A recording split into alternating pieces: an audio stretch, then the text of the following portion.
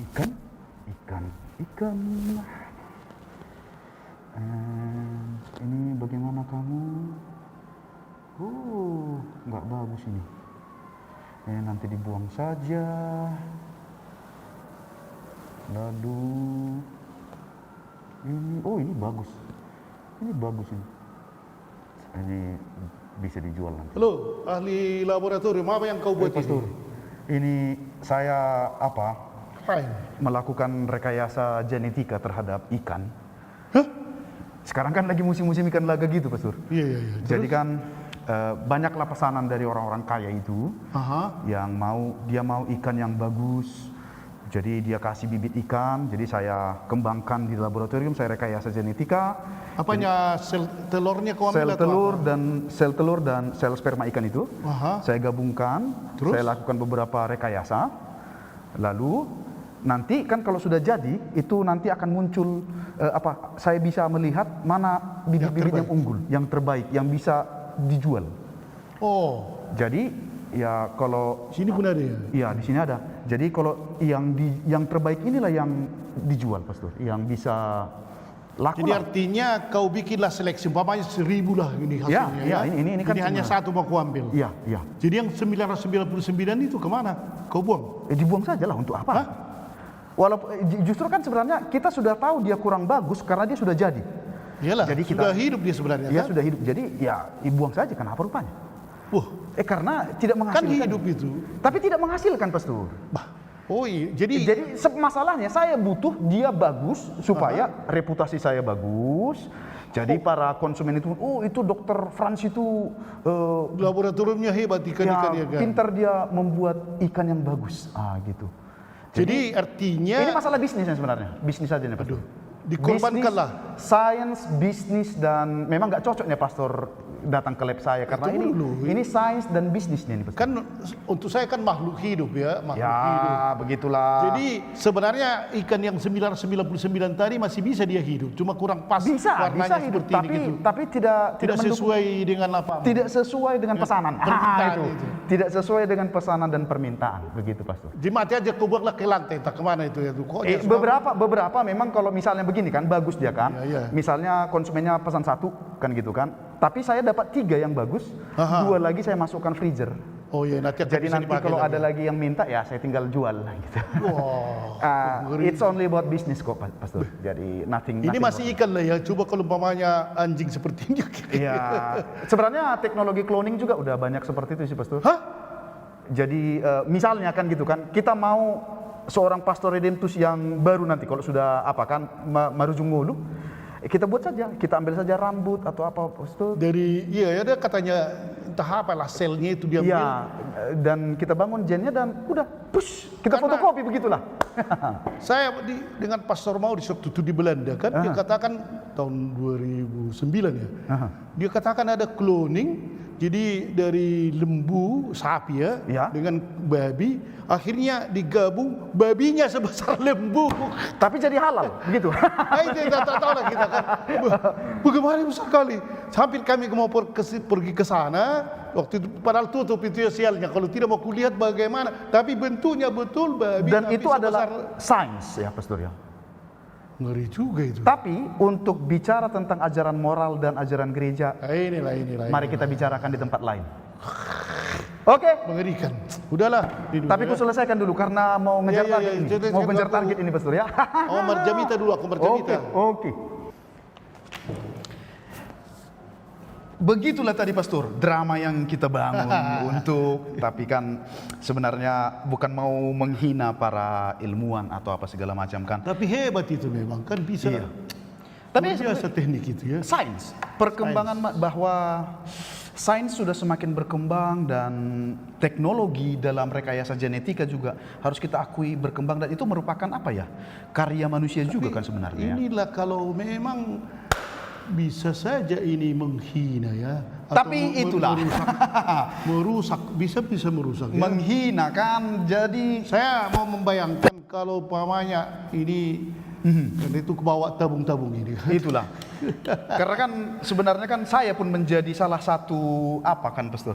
Saya secara pribadi sebagai orang yang sudah berkeluarga menjadi isu juga ini tentang bayi tabung. Iyalah bayi tabung. Kan ini sebenarnya tabung apa ini? Pemadam kebakaran. Kalau ini tabung apa ini? Alat pemadam api. Tapi bisa kubayangkan sebenarnya tabung itu kayak gini lah kalau yang apa itu ya. Boleh dibayangkan begitu. Kurang ngerti juga saya sih bagaimana tabung, apakah seperti tabung gas dibikinnya. Memang bagaimanapun ya. Itulah, jadi kan sebenarnya waktu itu kan saya ada apa Pastor? Pernah lakukan pemeriksaan ke dokter Objin. Kebetulan Katolik dia, kan gitu kan. Lalu saya tanya, dokter, bagaimana kalau saya mencoba memohonkan untuk pembuatan bayi tabung? Saya bilang begitu kan. Lalu datang dokter ini, bicara dulu sama pastormu, katanya gitu. Lalu saya bicara sama seorang pastor, ada Marga Simamora. Katanya dosa itu kawan, katanya. Oke, kita bahaslah dulu. Jadi di sini sebenarnya kan memang manusia ya, kadang-kadang kalau kita pikir sangat menakjubkan manusia ini kan, yang tadi lah bisa ikan dibuatnya suka-sukanya kan. Tuhan memang memberikan kepada kita akal budi, akal budi dan sangat berkembang ya. Dan tak bisa dipungkiri bahwa sejak awal mula memang manusia diciptakan untuk menjadi partner bagi yang lainnya. Benar. Artinya laki-laki dan perempuan dan seterusnya. Ya. Jadi artinya di sini di Kejadian itu kan dikatakan. Kalau tentang apa ya, umpamanya tentang bayi tabung tadi, artinya bagi orang yang tidak mempunyai anak kan. Ya. Kesulitan mempunyai keturunan. Ada kesulitan entah apalah alasannya kan. Apakah memang bisa? Mungkin kita lihat kalau dalam kitab Kejadian 2:18 ini ya, dikatakan di situ Tuhan Allah berfirman, tidak baik kalau manusia itu seorang diri saja. Aku akan menjadikan penolong baginya yang sepadan dengan dia. Ini tentang penciptaan awal ini ya. Artinya memang Allah menginginkan supaya manusia itu berkembang begitu ya. Itu sudah dari Allah itu kan, supaya semakin ramai, supaya akhirnya ini pasangannya itu yang dikatakan dalam Kejadian 2:18 ini menjadikan penolong baginya itu laki-laki dan perempuan. Jadi untuk apa mereka disatukan ya, laki-laki dan perempuan? Kenapa tidak laki-laki sama laki-laki aja kan? Ada maksudnya di sini ya.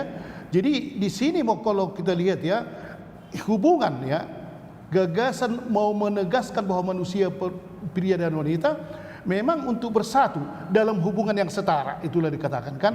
Tapi di sini juga akhirnya harus kita lihat ikatan perkawinan dalam gereja kita ya. Benar. Antara pria dan wanita. Namun di sini dilandasi ada gagasan di sini untuk saling menghormati dan menghargai tubuh mereka setara dengan yang lain ya. Di hadapan Allah itu saling menghormati kan. Jadi di sini kemudian malahan Allah memerintahkan bukan hanya bergabung begitu. Coba kita lihat Kejadian 1:28. Dikatakan, ini sangat jelas dikatakan, beranak cuculah dan bertambah banyak, penuhilah bumi dan taklukkanlah itu. Tapi itulah yang tadi kamu katakan kan, ada pasangan yang tidak bisa mempunyai anak. Dan zaman sekarang semakin banyak pasangan yang sulit mempunyai anak. Nah ini, itu faktanya. Padahal Tuhan memerintahkan beranak cuculah. Sudah mereka bersama suami dan istri dan beranak cuculah. Nah ini kadang juga memang tidak ada salahnya jika orang keluarga mendapatkan anak. Wajiblah itu, tak salah itu ya. Ya, itu wajar, sangat dan wajar. Dan di dalam gereja Katolik kan tidak ada itu pemutusan perkawinan kalau tidak ada anak. Iya ya. Tidak ada. Tak pernah ada. Kenapa kau mau memutuskan? Tidak ada itu. Sakramen tetap sah ya. Dalam di sini jadi harus mengusahakan agar segala sesuatu jangan sampai melawan kehendak Tuhan. Kalau memang mempunyai anak jangan melawan kehendak Tuhan. Kan itu juga sudah menerima sakramen tapi karena tak ada melawan perintah Tuhan pula. Jadi di sini sebenarnya ada satu prinsip Katolik itu ya. Yaitu persatuan suami istri ini dan procreation. Artinya terbuka kemungkinan untuk mempunyai anak. Tidak dikatakan orang yang menikah wajib mempunyai anak. Tidak dikatakan. Kalau tidak mempunyai anak boleh cerai. Jadi ada procreation itu terbuka kemungkinan untuk mempunyai anak. Ini harus ditekankan ya. Jadi tapi di sini secara kodrati memang perkawinan diarahkan untuk mempunyai anak ya. Tetapi tidak bisa menghalalkan segala cara supaya mempunyai anak. Ini dia ya. Jadi Nah, kata menghalalkan ini sebenarnya kan menjadi apa juga, Pastor?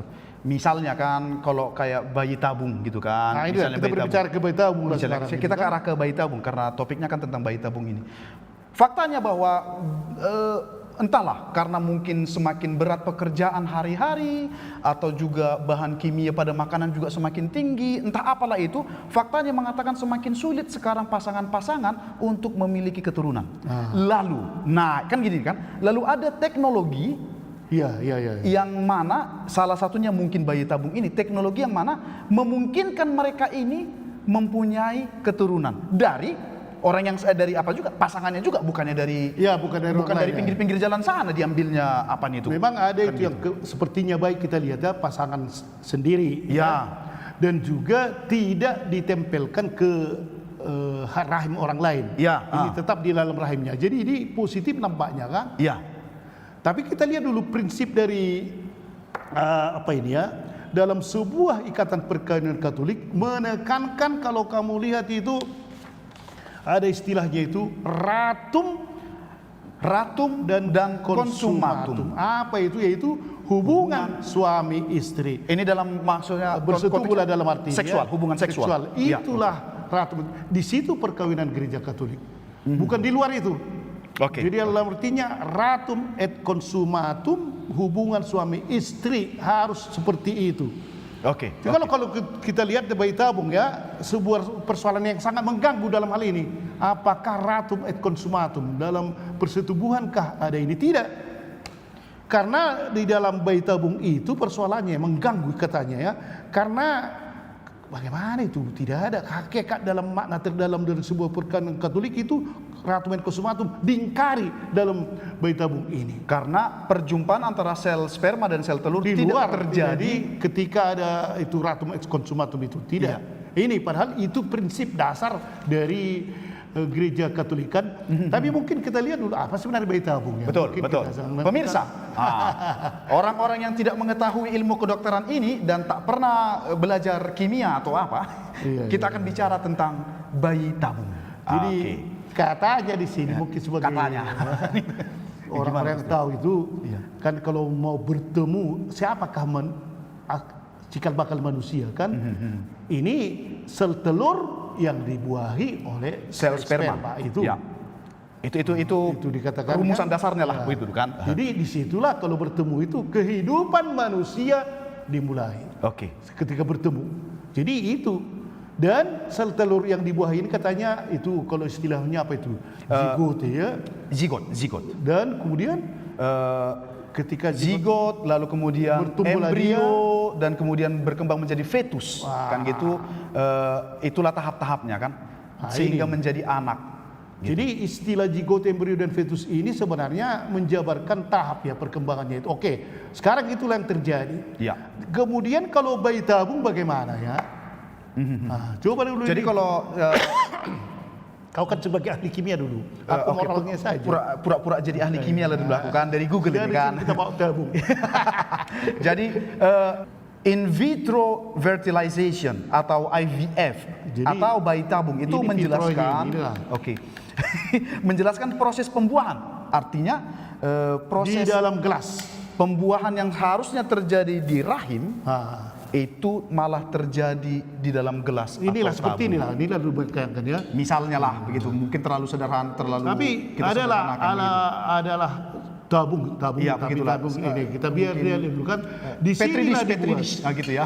Di sinilah dibuat itu Iya. kan yang Iya, terjadi bukan lagi di dalam ratum et consumatum, bukan karena itu. Jadi di luar. Di situ dia yang akhirnya di sini di dalam tabung, sehingga artinya proses pembuahan ya dalam hal ini sel telur oleh sperma dilakukan di dalam tabung. Mungkin tidak seperti ini kan, tapi Dari kurang langkah, lebih. berarti dari langkah pertama pun sudah menyalahi dari ratum konsumatum Tapi itu. bagaimana dia mengambil apa itu ya sel telur dan sperma ini pula kesalahannya kan. Jadi dalam hal ini dalam tabung ini pula embrio dan zat-zat makanan yang perlu untuk apa ini Proses, sampai zigot dimasukkan itu. dalam apa ini ya Tabung dalam ini. rahim dan Tabung ini. itulah. Jadi seperti ini kan inilah kan kau kasihlah makanannya. Inilah mungkin pemerintah wata dari fetus itu ya dikasih ada entah vitamin atau apa Oke, ini kan.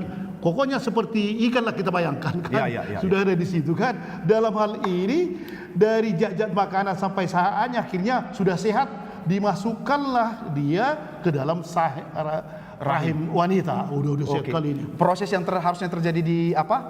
Di dalam rahim sebenarnya. Iya, di dalam rahim, di ovum itu atau apalah itu. Iya. Kemudian dipindahkan ke dalam rahim wanita. Inilah sebagai tempat ET hostnya katanya, ya. kan?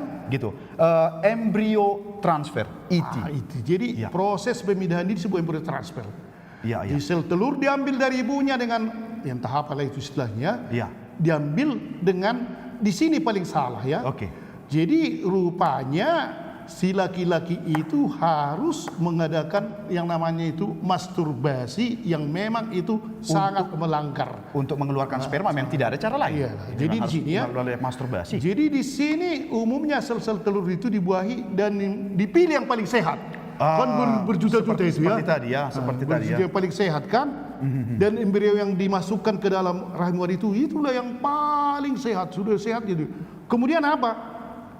Sebahagian dari yang tadi itu yang tidak sehat atau apalah itu namanya itu dibuang seperti kamu membuang ikan-ikan itu kan. Oke. Dan kalau itulah namanya aborsi.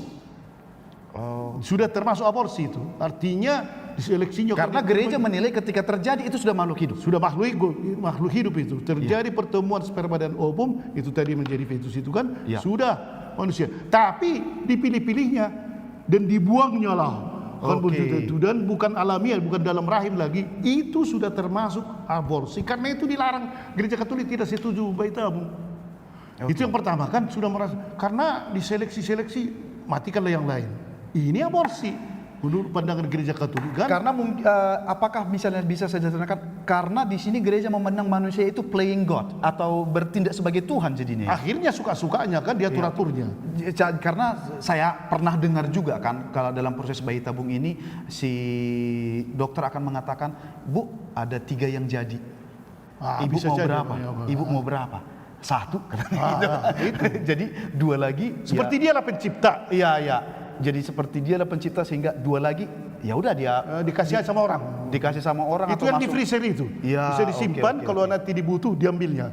Oh, ini udah bagus dulu ini. Yang lain matikan. Ini sudah termasuk di dalam pandangan gereja Katolik. Bermain menjadi seperti Tuhan gitu jadinya. Dan itu sudah namanya itu aborsi. Aborsi sangat berlarang kan. Iya. Dan yang apa lagi tentang moral ini ya. Juga apalagi dimasukkan ke freezer yang 2 lagi tadi kan Ya, sudah ya. bagus. Ini kita freezer kan karena sel masih di seperti apa itu kan. Oke, masih tahun depan ini masih bisa. Tetap jaga kedinginannya, Suhunya apa segala dan macam biar nanti seterusnya. tinggal menghidupkan lagi gitu. Iya, siapa tahu nanti ibu itu lagi mau kita ambil lagi. Oh. Ibu itu lagi mau satu lagi ambil lagi. Wah, sudah mengerikan kan? Ya, Dan itulah yang kita larang sebenarnya dalam gereja. Dan begini juga kan, kadang yang dikatakan di sini IVF dan itu dilakukan memang jika seorang wanita itu tidak dapat melahirkan secara normal atau apalah, tidak dapat terjadi normal ya, atau tak dapat mengandung karena alasan tertentu. Karena itu sebenarnya alasan baik sebenarnya kan. Ya. Bukan karena dia hanya mau memilih-milih yang inilah yang ini. Kadang-kadang itu ada juga supaya ahli matematika katanya diambil sperma dari Einstein dan seterusnya kan. Di Eropa juga kan banyak atau di Amerika itu kan banyak bank sperma pastor. Para orang-orang pintar yang bisa masuk ke. Jadi bukan itu sama sekali sebenarnya maksud dari Memang ibu ini baiknya. tulus dan ikhlas ingin memiliki keturunan. Ingin mempunyai keturunan seperti yang dikatakan oleh Allah, penuhilah dunia ini bumi kan, taklukkanlah. Dan itu tidak salah dia. Dari segi itu sebenarnya salah kan. Tapi inilah ya, dalam hal ini kalau kita melihat dengan cara yang seperti ini bagaimana sebenarnya. Jadi seakan-akan baik. Tapi melihat penjabaran ini maka kita dapat melihat bahwa prakteknya ini bayi tabung itu dan itu tadi tidak sesuai dengan ajaran gereja Katolik. Ada beberapa alasan. Oke. Coba kau lihatin satu umpamanya. Satu, kan? umumnya IVF atau in vitro fertilization itu melibatkan aborsi. Karena embrio yang tidak berguna atau tidak diinginkan itu akan dihancurkan atau dan dibuang. Seperti ikan yang seperti yang tadi. Ya. Kan hanya 3 yang bagus. Ditanya pula kan hanya 3 yang bagus. Ada 900 lagi tidak bagus. Ya. Inilah sebenarnya kan mengerikan juga ya. Ya. Jadi tidak ada kesempatan yang tidak bagus yang dikatakan itu kan. Yang kedua, IVF adalah percobaan yang tidak mempertimbangkan harkat sang bayi sebagai manusia. Jadi sang bayi itu tidak dihargai, bukan kau yang penting. Hanya ini keinginan orang tua, bukan keinginan si anak itu yang ini. Tidak ada dia dipikirkan Bahwa siapapun kau. Sementara di sisi lain, ketika dia sudah menjadi manusia bertumbuh, itu. sudah dianggap manusia. Sudah dianggap manusia. Tapi diperlukan kau. Tapi tak mungkin. Soalnya kan tak mungkin pula diwawancarai. Cuma ketua. Maunya kau akan. Jadi di situ persoalannya, artinya si anak ini lahir hanya keinginan orang tua tanpa mempertimbangkan siapa si anak itu. Keinginan orang tua. Walaupun maksudnya mungkin baik nanti akan kami pelihara, tapi harga dari anak itu sebenarnya hampir tak ada. Kalau sekiranya anak itu tak mau sama kalian, mana bisa kan? Jadi di sini, jadi bagaimana kalau umpamanya embrio tersebut dibekukan atau di freezer, kan inilah nanti 3 tahun lagi lah masukkan. Jadi tidak ada nilainya sebenarnya. Hanya sebagai, padahal dia sudah manusia itu ya. Hanya sebagai aset dia ya. Sebagai aset, bayangkanlah kan menjadi benda. Oke, barangkali yang ketiga lagi. Yang ketiga, pengambilan sperma dilakukan dengan masturbasi. Masturbasi ini selalu dianggap sebagai perbuatan dosa dan tidak pernah dibenarkan. Sudah 2 yang salah kan. Yang pertama tadi bahwa hanya karena keinginan orang tua si anak lagi tidak dihargai, padahal dia sudah manusia itu ketika bertemu sperma dan umum itu. Yang kedua, cara untuk mengambil dari laki-laki itu harus masturbasi dan itu dosa. Coba kalau umpamanya kita lihat tertulis itu di dalam Katekismus Gereja Katolik nomor KGK 2352. Coba dulu kamu ini supaya kita tahu semua. Ini kami pelajari dulu waktu di seminari seksualitas Kristiani. Itu dia kan. Masturbasi adalah rangsangan alat-alat kelamin yang disengaja dengan tujuan membangkitkan kenikmatan seksual. Kenyataan ialah bahwa baik wewenang mengajar gereja dalam tradisinya yang panjang dan tetap sama maupun perasaan susila umat beriman tidak pernah meragukan untuk mencap masturbasi sebagai satu tindakan yang sangat bertentangan dengan ketertiban. Karena penggunaan kekuatan seksual dengan sengaja dengan motif apapun itu dilakukan di luar hubungan suami istri yang normal bertentangan dengan hakikat tujuannya. Jadi artinya dosa. Jadi untuk membuat bayi tabung ini dosa. Sudah 2 dosa kan? Ya pula ya. Jadi karena itu gereja, ngapain pula kau harus berdosa membuat seorang anak, kau berdosa pula, kau ini bertentangan. Sudah diajarkan gereja itu kan? Di situ memang kontroversial sekarang itu. Kenapa dilarang gereja? Kan punya kaminya, sel telur istrikunya. Kami bayarnya kata gitu kan. Sperma dari suaminya. Bagaimana kalian membayar? Ini tadi itu ketika dibuat bayi tabung itu kan dari sel telur ibu tadi bertemu, sebenarnya tidak ada dihargai anak itu. Hanya keinginan orang tua. Yang kedua, cara membuatnya pun sudah berdosa. Itu dengan masturbasi tadi kan. Jadi di sini persatuan sel telur dan sperma dilakukan di luar hubungan tadi itu kan, ratum et consumatum. Tidak ada hubungan di luarnya. Ambil kalian di sana kan, ambil lagi di sana. Kemudian si suami istri itu mungkin sudah pergi jalan-jalan. Tak ada lagi sedikit pun di situ ya. Di sinilah dia. Jadi IVF itu bayi tabung jelas meniadakan aspek persatuan. Tidak ada aspek persatuan yang sangat didukung dalam perkawinan ya. Antara suami dengan istri tidak ada. Ambil aja dulu, mungkin istrinya di London. Kemudian suaminya di Papua. Atau di Jepang. Dan laboratoriumnya di Jakarta. Kirimkan aja ya. Tolong dikirimkan. Mungkin tidak seperti itulah Pastor. Kurang lebih kan. Ekstrimnya lah begitu kan. Sperma yang dari sana belum kau sampaikan lama kali. Kirimkan itu pesawat nanti yang ada itu, baru diambilnya dari bandara. Paket. Gitu ya. Paket. Dan ditanya pula, sudah bagaimana kau buat kami? Ada yang bagus kata itu pula itu dia ya. Datang dari Jepang. Kok lama kali ya? 4 yang jadi katanya, 4 yang jadi. Kurang bagus, kirim lagi. Ini sudah tak ada lagi hubungan antara suami istri itu ya. Jadi aspek procreation itu ya juga disalahgunakan karena tadi yang suami istri ratum et consumatum itu ya, jadi disalahgunakan lah. karena dilakukan secara tidak normal. Jadi sini aspek kedua hubungan suami istri Ya. tidak dipenuhi dengan normal. Tak normal, tidak ada berjauhannya, kok bisa punya anak orang gini. Gitu ya. Orang pemilihnya, kau di mana? Di Jepangnya aku. Udah berapa tahun? 5 tahun. Istrimu di apa? Di Amerika. Tapi anakmu kok lahir di mana? Wah, kapan kalian? Ini tak ada lagi itu ya. Ini. Ya. Jadi praktek ini atau bayi tabung ini menghilangkan hak sang anak haknya dihilangkan. Tapi perlu mungkin kita kasih disclaimer, Pastor, bahwa para pemirsa kami tidak sedang menghakimi profesi dokter atau para Tidaklah. peneliti. Tapi apa pandangan Katolik ini? Konsepnya ini adalah konsep tentang bagaimana ajaran Katolik, gitu ya. Kalau mau dimajukan, tapi Ya. entah kan Ya. banyak juga. Tapi ini adalah konsep yang karena banyak orang bertanya, kok bayi tabung dilarang? Iya, itu dia. Kenapa dilarang? Saya mengalami itu. Begitu. Bicara dulu sama pastormu. Katanya begitu. Sekiranya umpamanya kalau yang dari yang tadi itu ada bank sperma dan itu, tahulah kita dilarang lah itu kan. Ya. Punya orang diambil ini, kemudian diapakan dicantolkan ke rahim orang yang lain gitu. Ada itu yang mau disewa kan. Betul. Kan? Surrogate mother. Sesudah lahir tak tahu lagi dia dikasihnya. Ya. Itu jelas kita rasa itu amoral kan. Tapi yang ini kok bisa? Tapi inilah sudah kita lihat tadi kan. Jadi menghilangkan hak sang anak untuk dikandung secara normal. Dihilangkan itu melalui hubungan perkawinan suami istri.